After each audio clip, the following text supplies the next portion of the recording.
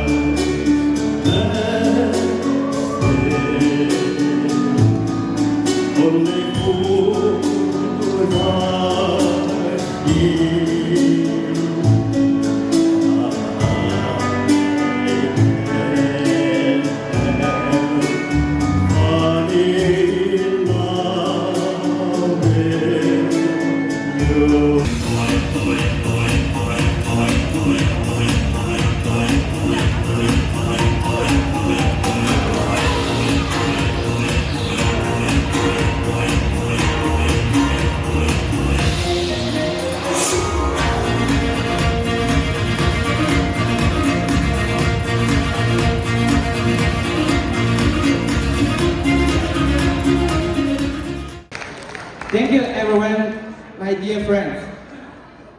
First of all, we are so pleased to have Honorable Danielle Smith, Premier of Alberta, joining us today to celebrate 2025 Happy New Year, together with here in Edmond, which has the highest Chinese residents population. And we also want to say thank you everyone who contributed to make this event, successful. Also, we want to congratulations to Premier during last AGM. We got historical high passing rate, 91.5%. Thank you. So last but not least, I want to say that Chinese community, our upbringing is very consistent with conservative values. And Edmond areas, Chinese community has already activated and motivated. We are very confident we can contribute and bring common sense back. Hopefully, we can gain this writing back. Thank you. Now, I would like to pass the floor to our Honorable Danielle Smith, Premier of Alberta, but also I want to mention about, some very, high priority that people are interested in. The first thing is that people want to see more, affordable housing, senior homes, assisted living, and community hub to provide, home care. So honestly, maybe 20 years later, I also need assisted living, right? And the second thing is that, Chinese medicine is very popular in Chinese community. And I heard that in US, some states, they actually allow this kind of integrative approach.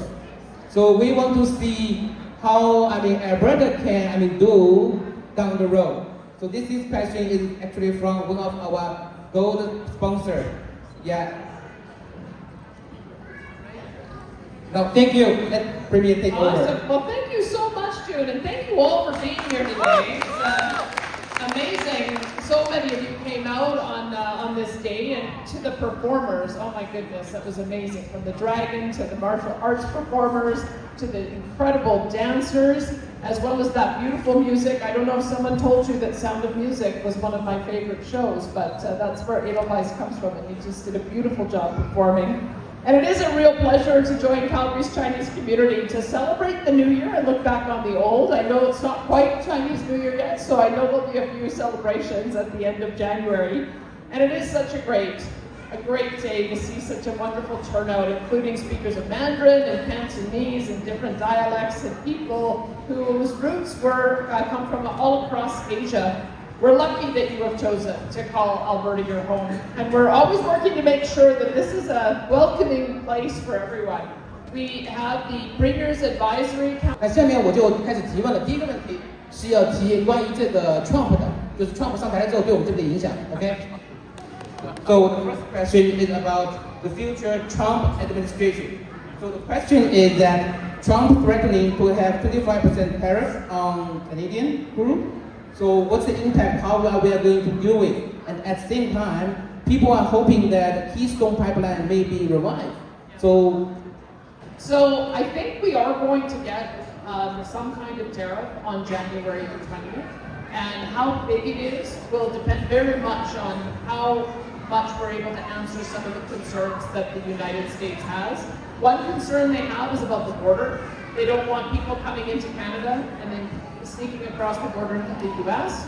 And they're very concerned about fentanyl, about drugs coming into the country or the products to make drugs coming into the country and then being able to go back into America. So we announced that we are going to protect our border, hiring sheriffs, having commercial vehicle inspection, having sniffer dogs, creating a border zone on the US border so that we can apprehend people who are coming back and forth across the border incorrectly. And we think that that's going to assist in helping to meet some of the concerns of the US president. He's also concerned that Canada has to pull its weight in international defense. As we know, the world's a more dangerous place. And so we have to increase the amount of money we put on military spending and Arctic security. I think that's one other area that we'll address. But I think that the Americans want to see more pipelines going to the US. They want to see us increase production because they want to provide their product to their allies internationally so that we can provide our product to them. And so those are the kind of things that we're working on.